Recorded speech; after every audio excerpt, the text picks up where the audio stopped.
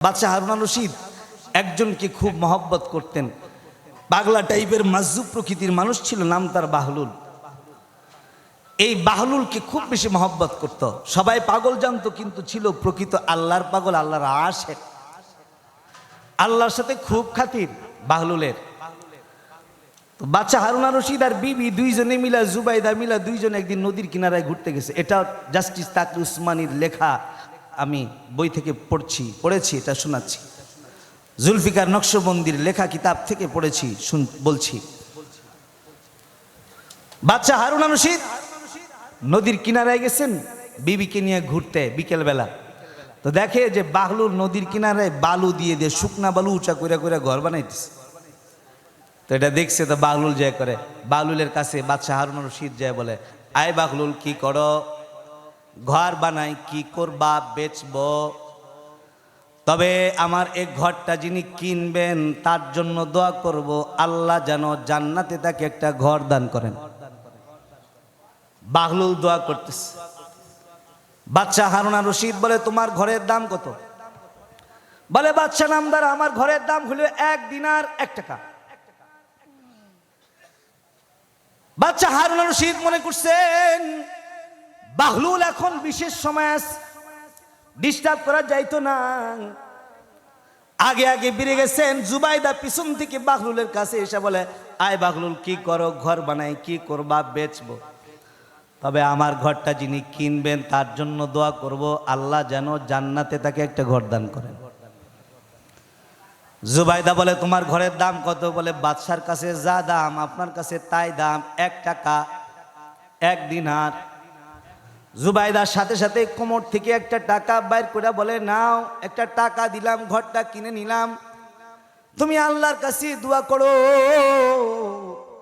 আল্লাহ তাআলা যেন জান্নাতে আমাকে একটা ঘর দান করেন। দোয়া করছেন। বিবি স্বামী দুইজনে বাড়িতে চলে গেছে। রাতের বেলা দুইজনই ঘুমায় আছে। তো বাদশাহ হারুন আল রশিদ স্বপ্ন দেখতেছে। বাদশাহ হারুন আল রশিদ স্বপ্ন দেখি যে জান্নাতের ভিতরের একটা লাল ইয়াকুতের একটা বালাখানা বাদশাহ হারুন আল রশিদের সামনে হাজির করা হয়েছে। যে বালাখানার গেটে লেখা, এটা জুবাইদার বালাখানা। জুবাইদা বিবির নাম বাদশাহ হারুন আল রশিদের বিবির নাম জুবাইদা, বিবির নামের বালাখানা স্বপ্ন দেখছে। তো ভাবতেছে, বিবির ঘর যখন, মালিকানা তো কিছু আমার আছে, মানে বিবির মানে আমার, আমার মানে বিবি। তো তাড়াহুড়া করে বিবির ঘরে ঢুকতে যায়, পাহারাদার করে বলে, আয় কই যাও? বলে, ঘরে যায়। আয় কার ঘরে যাও? বলে, যে আমার বিবির ঘর। মানে বিবির মানে আমার, আমার মানে বিবির, বিবির মানে আমার, আমি যাইতেই পারি।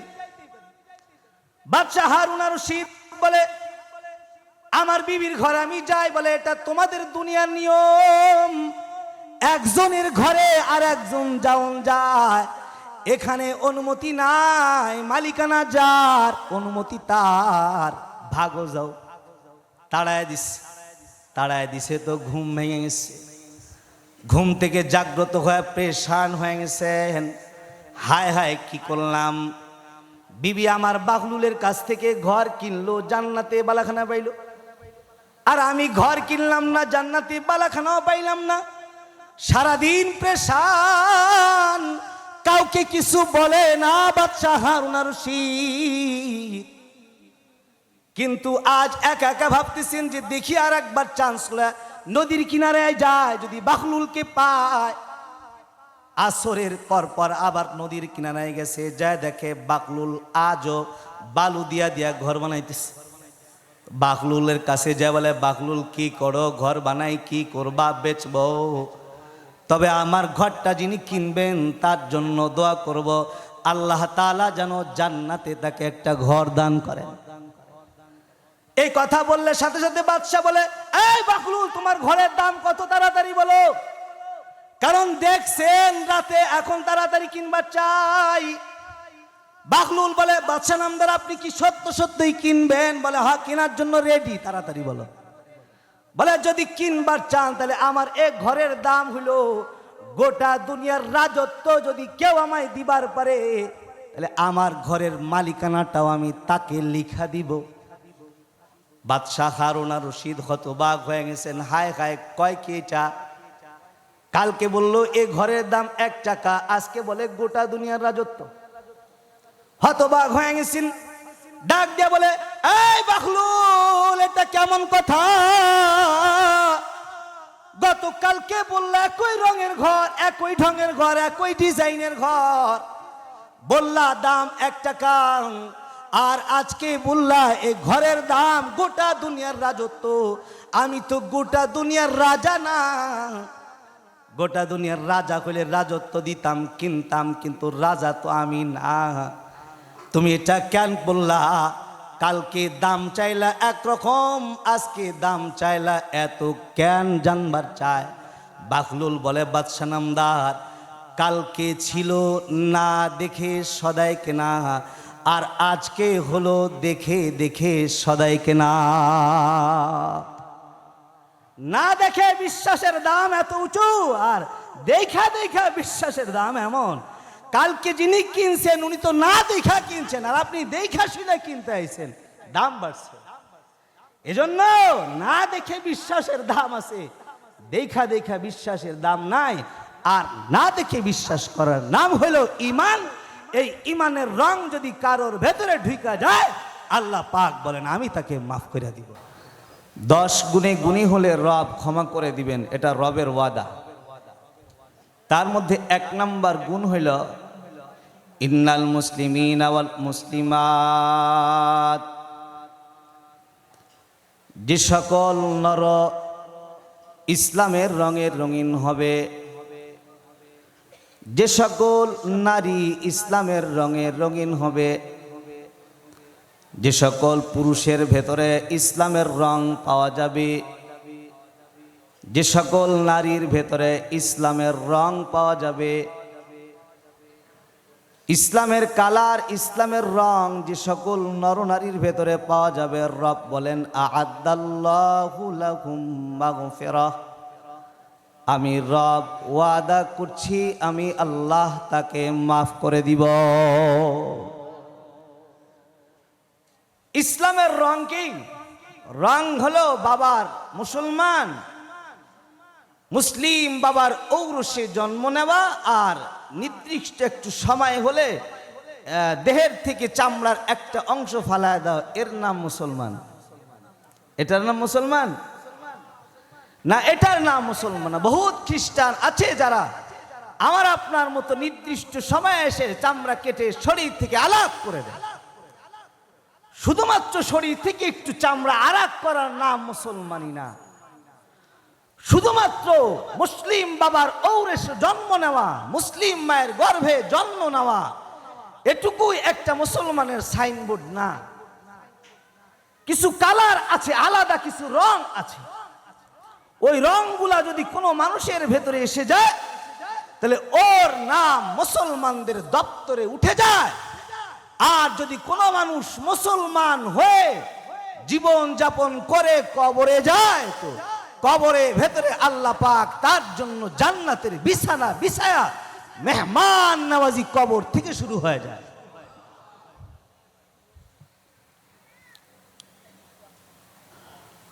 মুসলমানের কিছু রং আছে,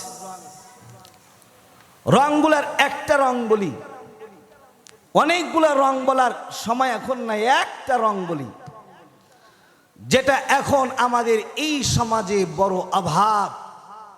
সেটা হলো আমার আপনার ভেতরে দয়ার রং, মায়ার রং, এগুলা দিন দিন উঠছে। এখন মুসলমানের ভেতরে দয়া আর মায়া বলতে নাই, মায়া মহব্বত নাই। অথচ আল্লাহর নবী সরকার বলেছেন, সহিহ মুসলিম শরীফের ভেতরে হাদিস এসেছে, আল্লাহর নবী বলেন ইরহামু মান ফিল আরদি ইয়ারহামুকুম মান ফিস সামা, জমিন ওয়ালাদের উপরে দয়া করো, মায়া করো, তাহলে আল্লাহ পাক তোমার উপরে দয়া করবেন, মায়া করবেন। জমিন ওয়ালাদের উপরে রহম করো, দয়া করো। সহিহ বুখারীতে হাদিস আছে আরেকটা, যে সামান্য মানুষের উপরে জুলুম না, পিঁপড়ার উপরে জুলুম হলেও আল্লাহ পাক পয়গম্বরের উপরে ওহী নাজিল করে সতর্ক করছেন। যেই সতর্ক করার কারণে 200 বছর পর্যন্ত একজন পয়গম্বর টেনশনে পড়ে গেছে, কেন আমি একটা পিপিলিকার উপরে সামান্য সময়ে জুলুম করলাম। শুধুমাত্র মানুষের উপরে জুলুম না, পিপিলিকার উপরে জুলুম করার এজাজত শরীয়তে ইসলামে কাউকে দেয় নাই। ক্ষুদ্র থেকে ক্ষুদ্র প্রাণীর উপরে রহম করার নির্দেশ ইসলাম মানুষকে শিক্ষা দিয়েছে। এক পয়গম্বর সহিহ বুখারীতে হাদিস আছে, এক পয়গম্বর এক জায়গায় বিশ্রাম নিছেন তো ঘুমায় গেছেন। ঘুমের ঘরে একটা পিপিলিকা পয়গম্বর আলাইহিমুস সালামকে কামড় দিছে। পিঁপড়াটা বিষাক্ত পিঁপড়া, তো কামড় দেওয়ার কারণে যন্ত্রণা শুরু হয়ে গেছে, শরীরটা ফুলে গেছে। শরীর ফুলে গেছে, পয়গম্বরের ঘুম ভাঙছে, রাগ আর গুসা বেড়ে গেছে। তবিয়াতে ইনসান মানুষ হিসেবে যে গুণ থাকা দরকার তার ভেতরে ওই গুণ আছে। গুসা বেড়ে গেছে, রাগ বেড়ে গেছে। অনেকগুলা পিঁপড়া সারিবদ্ধভাবে পয়গম্বর তাকায় দেখছেন। অনেক পিঁপড়ার ভেতরে কোন পিঁপড়া কামড় দিছেন পয়গম্বরের জানা নাই। কোন পয়গম্বর কোন পিঁপড়ায় কামড় দিল পয়গম্বরের খবর নাই। পয়গম্বর গুসা আর রাগের কারণে পিঁপড়ার বাসা সহ আগুন দিয়া জ্বালায় দিছে। রাগ হয়ে গেছে, তো রাগের চোটে পিঁপড়ার বাসা সহ জ্বালায় দিছেন পয়গম্বর আলাইহিমুস সালাম। পয়গম্বর যখন বাসা জ্বালায় দিছেন, আল্লাহ পাক ওহী নাজিল করছে। আল্লাহ পাক ওহী নাজিল করে বলে, এই পয়গম্বর, তোমাকে কামড় দিয়েছি একটা পিঁপড়া। যদি তোমাকে কামড়ের যন্ত্রণায় প্রতিশোধ নিতে হয়, তাহলে ওই পিঁপড়াটা যে তোমাকে কামড় দিয়েছে তুমি তাকে মারতে পারো। কিন্তু কেন পিঁপড়ার বাসা সহ পুরায় দিলা? কেন বাসা সহ আগুন ধরায় দিলা? কেন দিলা বলো? বাসা সহ কেন আগুন দিয়া ধরায় দিলা? পয়গম্বর আলাইহিমুস সালামের উপরে পয়গম্বরের উপরে এই ওহী নাজিল হওয়ার পর 200 বছর এমন গেছে যে টেনশনে পড়ে গেছেন, কেন পিঁপড়ার উপরে জুলুম করলাম। আমার এই কর্মটার কারণে যদি রবের কাছে আমাকে জবাবদিহি করতে হয়, এজন্য 200 বছর পর্যন্ত এই টেনশনে দিন গুজার করছি। পিঁপড়ার উপরে জুলুম করে ফেলছে, একটু জুলুম হয়ে গেছে, ওহী নাজিল হয়ে গেছে। আবার কখনো কখনো মাছির উপরে দয়া করলে আল্লাহ পাক একটা মাছির উপরে দয়া করার কারণে আল্লাহ পাক জান্নাতের মেহমান হিসাবে কবুল করে নিছে। আর আসতে বলেন সুবহানাল্লাহ, আর আসতে বলেন। প্রিয় হাজিরিন, একটা মাছির উপরে একজন মুহাদ্দিস সাহেব একটু সময়ের জন্য দয়া করছেন, অল্প সময় দয়া করছেন। মুহাদ্দিস তাকে বলা হয় যে আমাদের মাদ্রাসায় কিছু মুহাদ্দিস আছেন, দারুল উলুম মাদ্রাসার কিছু মুহাদ্দিস আছে, রাহের মোহন মাদ্রাসার কিছু বড় বড় মুহাদ্দিস আছেন, যাদের ভেতরে হাদিসের পাণ্ডিত্য অর্জন আছে এমন মুহাদ্দিস। আর এই মুহাদ্দিস জাস্টিস তাকি উসমানী, উনি এই ঘটনাটা লিখছেন। জুলফিকার নকশবন্দি, উনি এই ঘটনাটা লিখছেন। কিতাবের ভেতরে ঘটনাটা লিখছেন যে একটা মাছির উপরে এক মুহাদ্দিস সাহেব দয়া করছে। মুহাদ্দিস সাহেব জিন্দেগি ভর শুধুমাত্র হাদিস পড়াইছেন তা না, শুধুমাত্র হাদিস পড়েছেন আর পড়াইছেন তা না, এ মুহাদ্দিস জীবনভর উনি হাদিস লিখছেন।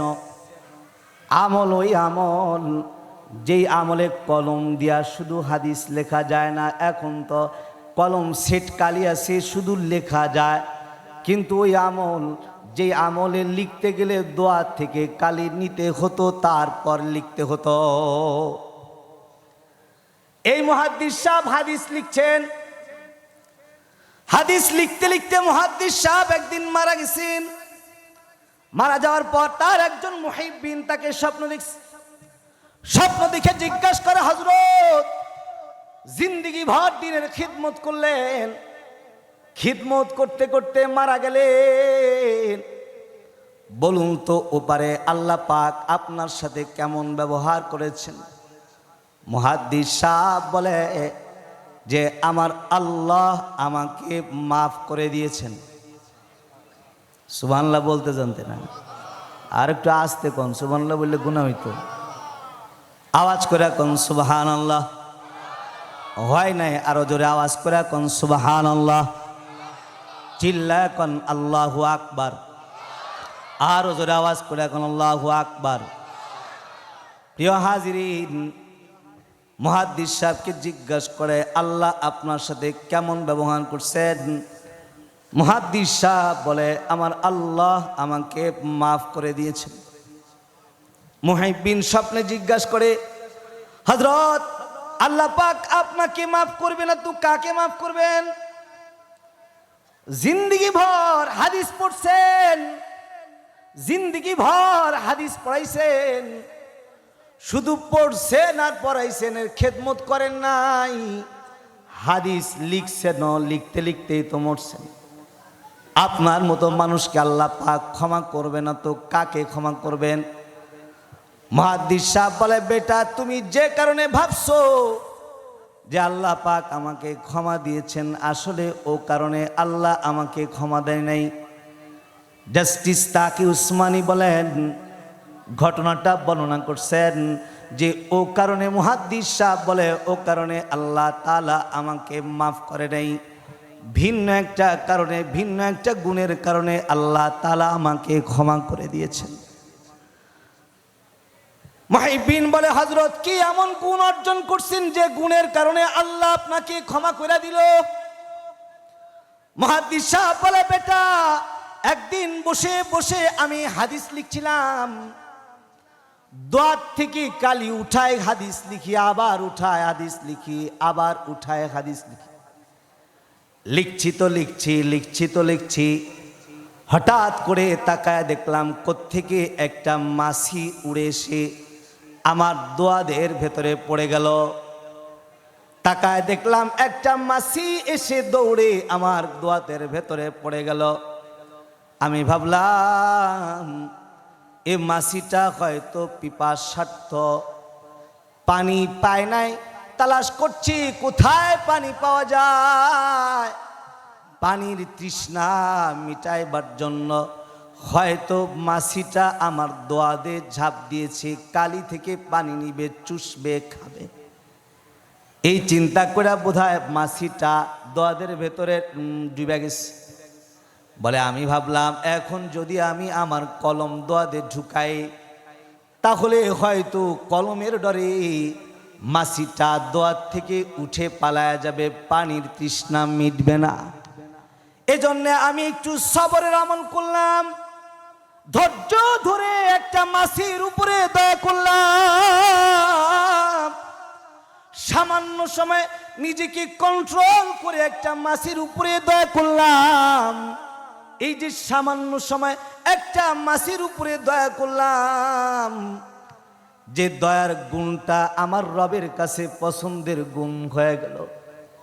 একটা মাছির উপরে দয়া করেছি, এই দয়া করাটা আল্লাহ তাআলার কাছে পছন্দের গুণ হয়ে গেছে। এই একটা গুণের বদলায় আল্লাহ তাআলা আমাকে মুসলমান হিসাবে স্বীকৃতি দিয়ে আল্লাহ আমার জিন্দেগির গুনাহগুলা মাফ করে দিয়েছে। ইসলামের একটা রং দয়া করা। দয়া করলে কি লাভ হয় এটা আপনারা যেমন দেখেছেন, জুলুম করলে কি ক্ষতি হয় এটাও আপনারা দেখেছেন। যাদের উপরে 3 বছর 4 বছর ধরে জুলুম হয়েছে তাদের ইজ্জতের পাহাড় দেখেছেন। যারা জুলুম করেছে তাদের শেষ পরিণতি আপনারা দেখেছেন। যেই জমিনে জুলুম হয়েছে ওই জমিন তাদেরকে ধিক্কার এমন দিয়েছে, এক কদম স্বাধীনভাবে এ জমিনে চলার যোগ্যতা ওরা হারায় ফেলেছে। জমিন থেকে হাঁটার যোগ্যতা নাই। পালানোর রাস্তা উপর থেকে হয়েছে, নিচ থেকে হয় না। এটা জুলুমের পরিণতি। দয়া করলে লাভ হয় আর জুলুম করলে কি ক্ষতি হয় 2024 এসে নতুন করে আঙুল দিয়ে বুঝিয়ে দেওয়ার দরকার নাই। প্রত্যেকটা ইনসান বুঝে নিয়েছে যে জালেমের পরিণতি কি হয় আর মাজলুমের দোয়া কিভাবে কবুল হয়। এটা 24 সালে হার হার মুসলমান এটা সচক্ষে দেখেছে। এজন্য আজকে থেকে সিদ্ধান্ত নেন, কিয়ামত পর্যন্ত, মউত পর্যন্ত আল্লাহ তাআলা যেন আমাদেরকে রহম করনেওয়ালা হিসাবে কবুল আর মঞ্জুর করে নেয়। বলেন আমিন। আরো জোরে আওয়াজ করে কোন আমিন। প্রিয় হাজিরিন, তাহলে ইসলামের একটা রং বললাম। ইসলামের একটা রং হলো দয়া করা। 1 নাম্বার দয়া আপনি কোথায় করবেন? কার উপরে দয়া করবেন? বলে আপনি আগে নিজের উপরে দয়া করবেন। আপনি নিজের উপরে কেমনে দয়া করবেন? বলে নিজেকে আল্লাহর নাফরমান বানায় নিজেকে জাহান্নামের উপযুক্ত বানাইবেন না। আল্লাহ তাআলার ফরমাবরদার করবেন, আল্লাহ তাআলার আদেশ নির্দেশগুলা মানবেন, আল্লাহ তাআলা যেগুলা নিষেধ করেছেন তার থেকে নিজেকে বাঁচায় রাখবেন। তাহলে আপনি হবেন সর্বপ্রথম রহম করনেওয়ালা। আগে নিজের উপরে রহম করবেন। 2 নাম্বার আপনি আপনার পরিবার পরিজন যারা আছে তাদের উপরে রহম আর দয়া করবেন। পরিবারের উপরে দয়া করবেন মানে ভালো ভালো খাওয়াবেন পরিবারকে। মাছের আইটেম অনেকগুলা খাওয়াবেন, গোশের আইটেম অনেকগুলা খাওয়াবেন। বিলাসী জীবনযাপনের জন্য দামি দামি শাড়ি কিনা দিবেন, তাই না? না, এই দয়া, এই রহম না, এই দয়া না। দয়া হলো বিবিকে এমন রাস্তায় হাঁটাবেন যে রাস্তায় কদম কদম হাঁটলে ও জান্নাতের মেহমান হয়ে যায়। সন্তানকে এমন রাস্তায় হাঁটাবেন যে সন্তান যদি ওই রাস্তায় কদম কদম হাঁটে তাহলে এই সন্তান আপনার নাজাতের পাথেয় হবে, আপনার নাজাতের কারণ হয়ে দাঁড়াবে। সন্তানটা হবে আপনার নাজাতের ওসিলা। এমন শিক্ষায় শিক্ষিত করবেন যে শিক্ষায় শিক্ষিত করলে যখন আপনি মইরা যান আপনার কবরের পাশে দাঁড়ায় দাঁড়ায় সন্তান কোরআন তেলাওয়াত কইরা কাঁদবে আর বলবে, আল্লাহ বাবাকে রাইখা গেলাম, মাকে রেখে গেলাম, আজকে একাকিত্বের ঘর। আরে আমি আমার কথা বলি, আমার বাবা মারা গেছে 2012 সাল। দাওরা হাদিস পরীক্ষা দেওয়ার 2 দিন আগে বাবা আমার মারা গেল। বাবা মারা গেছে, আমি মাদ্রাসায় পড়ে যতটুকু শিখেছি জেনেছি, আমার তো বাবা মরে যাওয়ার টেনশনের চাইতে বাবার কবরের টেনশনটা বেশি জড়ায় গেল। বাবার নিজের জানাজার ইমাম আমি সন্তান হয়ে গেলাম। বাবার লাশটা নিজের কাঁধে লইলাম, নিজের বাবাকে নিজে হাতে কবরে শোয়াইলাম। সবাই তো যার যার মাটি চাপা দিয়া ঘরে ফিরতে চায়, কিন্তু আমার টেনশন জাগছে। বাবাকে রাখার সাথে সাথেই তো 3টা প্রশ্ন বাবাকে করা হবে। 1 নাম্বার, মার রব্বুক ওয়ামা দীনুক ওয়ামান হাদা রাজুলুল্লাযী বুইসা ফীকুম। আমার বাবাকে জিজ্ঞাসা করা হবে, এই তোমার রব কি, তোমার দিন কি, চিনো একে কে, এটা চিনো। টেনশনে পড়ে গেলাম, ভাবলাম একাকি ঘরের ভেতরে বাবা প্রশ্নের জবাব পারবে কি পারবে না। টেনশন ধরে গেছি, তো সবাই যায়, আমি যেতে পারি না। কবরের ভেতরে নিজে ঘুরি আর কি যেন পড়ি। আল্লাহর কোরআন পুইরা পুইরা আমি কবরে ফু দেই আর আল্লাহকে বলি, আল্লাহ আমার বাবাকে কবরে কষ্ট দিও না।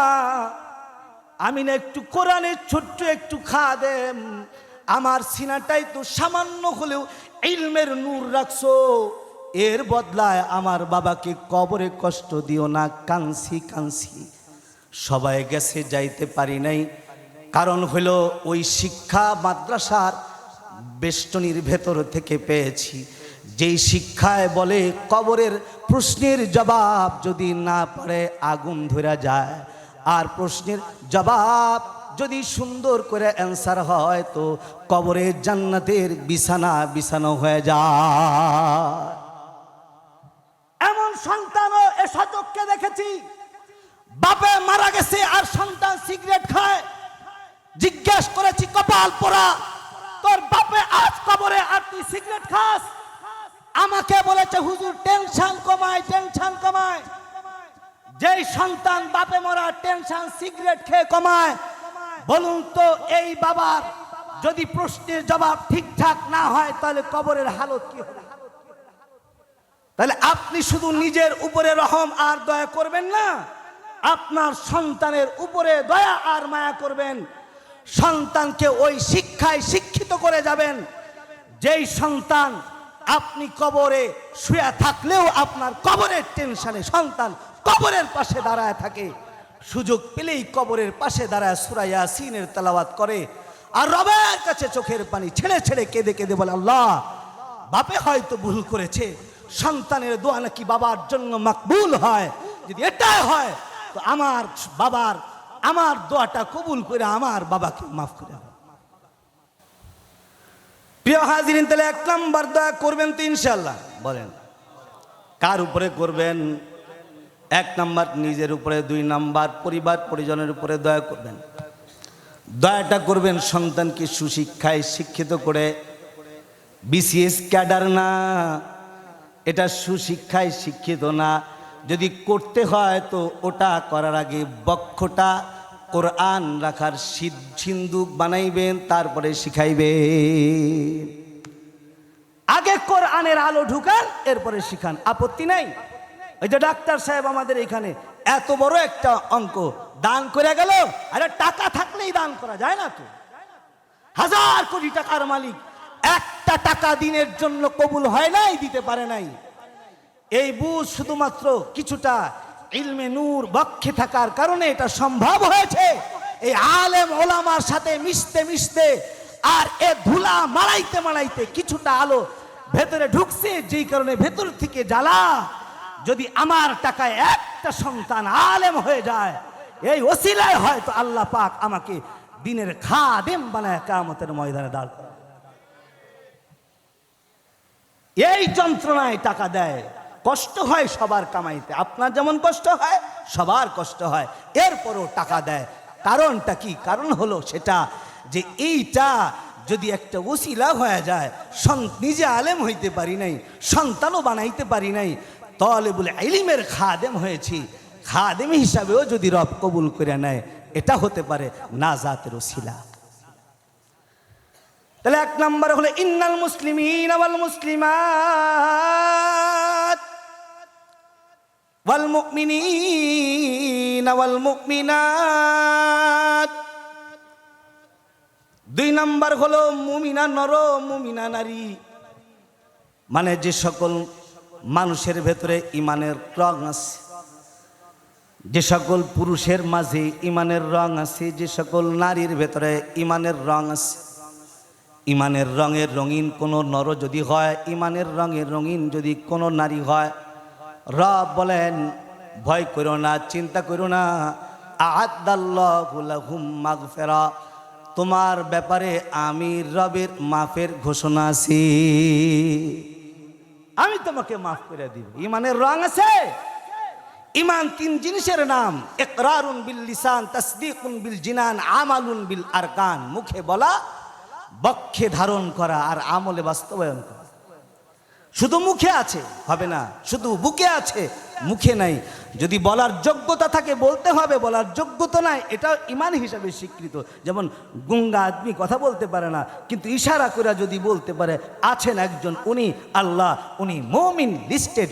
যদি কেউ মুমিন হয়ে যায়, ইমানের রং পাওয়া যায়, রব বলেন মাফ করে দিন। ইমানের রঙে রঙিন হবেন, বিশ্বাস করবেন, বিশ্বাস। তবে বিশ্বাসটা কি দেখে দেখে করবেন না না দেখে করবেন? এই দেখে দেখে বিশ্বাসের নাম কিন্তু ইমান নাম মুশাহাদা, আর না দেখে বিশ্বাসের নাম হলো ইমান। দেখে দেখে বিশ্বাস করলে ওটার নাম ঈমান থাকে না। না দেখে বিশ্বাস করার নাম হলো ঈমান। আল্লাহ দেখেন নাই, বিশ্বাস করা ঈমান। ফেরেশতা দেখেন নাই, বিশ্বাস করার নাম ঈমান। কবরে আযাব আছে, না দেখে বিশ্বাস করার নাম ঈমান।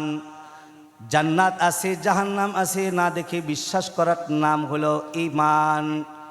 যদি ঈমান কোনো মানুষের ভেতরে ঢুকা যায়, না দেখে বিশ্বাস কারোর ভেতরে অর্জন হয়ে যায়, আল্লাহ তাআলা বলে ঈমানের রং পাওয়া গেছে, তোকে আমি আল্লাহ মাফ করে দিলাম।